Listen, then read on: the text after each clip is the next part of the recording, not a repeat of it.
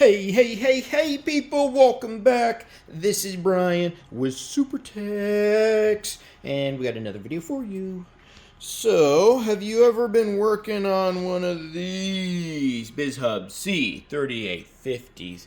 And guess what? We have a bunch of 7228 jam codes coming out of the finisher. So, I want to take the finisher off, actually. Actually, it's going to slide out this way. Just take a look, see if I can find anything in there. I know there's a couple issues with these finishers. You know, they do jam sometimes. So today I'm just going to show you guys how to remove the finisher. It's not that bad at all. Just take a couple screws off here, one there, a couple connections, and take the fusing unit out, and a couple other small things, and this thing will come right out. So stay tuned.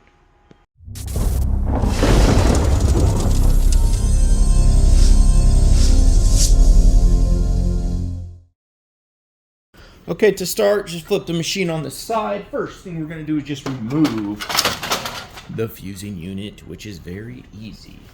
You'll just lift up this little section here.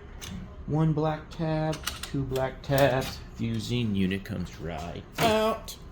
Next, we're going to remove two screws, one there and one right there. They'll be right above that little turquoise or blue screw. Be careful not to drop these screws.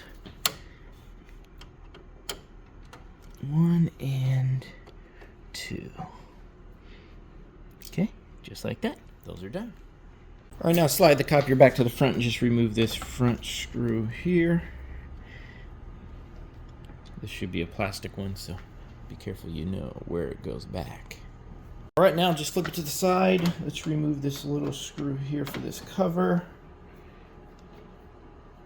And then you'll be able to take this little cover off in a second. And then let's remove the screw for this cover. Just going to take the whole cover off on this side. One screw here. Grab that. And one screw right here.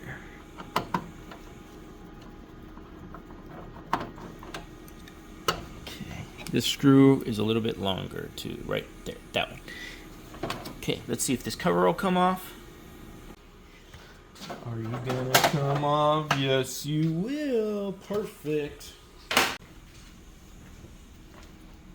Let's flip to the back and let's take this one off too. Probably not necessary, but make it a little easier.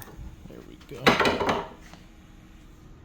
Now, we can probably take this one off. A little easier. There we go. Just like that. Wham bam. Okay, so now back to the front. Remember that screw we removed. So now we want to take one more screw. We'll do this screw right underneath here, and you could do this in any order you want. I know I'm all over the place. That's how I roll. Okay, now that we got that screw, second screw off, this little plate should come up. Jiggle it if you need to. Just be careful because there are connectors underneath. Let me show you. Okay, so there's the connectors underneath. So first you're just gonna undo it just like that. And just be careful, and this unit will slide right out. Okay, now that we're down here, we're just gonna remove all the connections that come through here. I think it's 4 of them that connect to the fusing unit. So just take your pick. 1, 2, 3, 4. Okay, that's everything. Okay, next up, we're just going to remove this little pin here on the side and slide out that pin like that. While we're still on the side, we're just going to do another 2 screws. One right there. Come out, come out, come out, come out. And another right there. Come out. There we go. Bam, bam. Alrighty, now we are ready to remove. So you kind of want to slide the finisher to the right a little bit. Get it kind of up and out. Now, so we'll take a little bit. Just be careful. Be easy with it.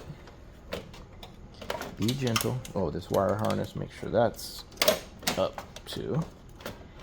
And slide her right out. Come on, baby.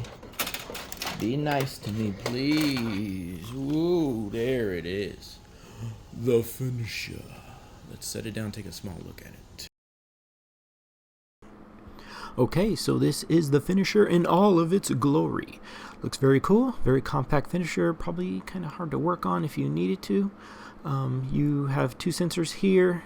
They seem to be operating normally. I already did a sensor check on them. I'm going to be pulling off this gray cover. There's your stapling unit. On the back you have, I think there's 3 motors. There's one here and then 2 underneath this plate that I'm going to remove later. Apparently you just need to kind of loosen some screws and then tighten them up for to put some tension on the belt, or release some tension actually. So you can see this is kind of what it looks like when it's up. There's just a couple screws I'm going to remove and see if it works. And it actually did solve my problem. As you can see, it is working here just fine. But that was how to remove a finisher on a Bizhub C3850. See you on the next one. Bye-bye.